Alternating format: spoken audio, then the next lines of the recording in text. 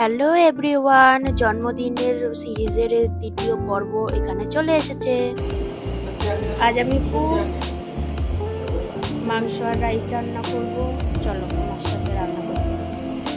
দেখো হচ্ছে আমাদের প্রথম হেল্পার আমার জন্য পেঁয়াজ কেটে দিচ্ছে, আদা রসুন কেটে দিচ্ছে, আর আমি এখানে মাংস লবণ হলুদ দিয়ে মাখাচ্ছি। আসলে কি বলতো, আমি আজকে রান্নার দায়িত্ব নিয়েছি, প্রায় 35 জনের রান্না।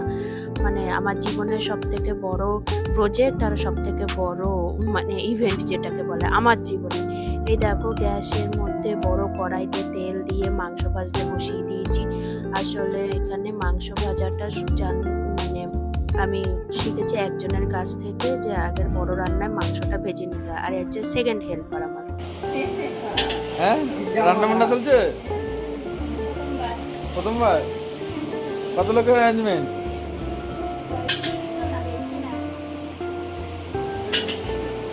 35 জন।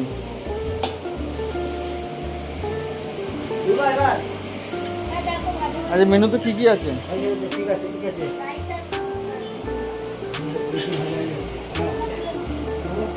আমাদের মাংস ভাজা হয়ে গেছে, এবার মাংসটাকে তুলে নিচ্ছি।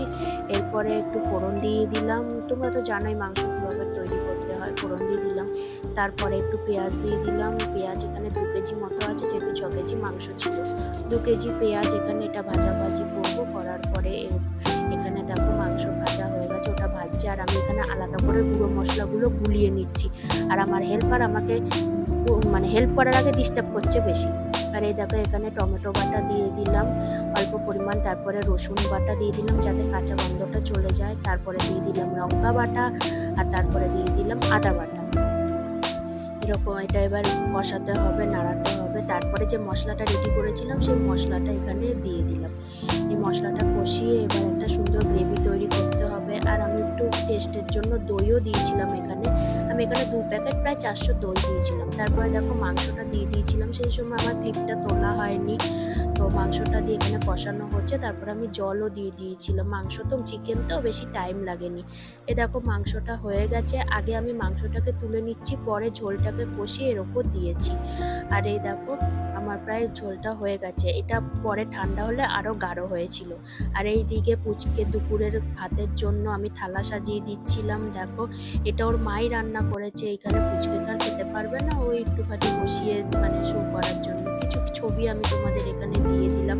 এই দেখো বাবা এখানে ওকে খাওয়াচ্ছে, মানে ওর দাদু ওকে এখানে খাওয়াচ্ছে পায়েস।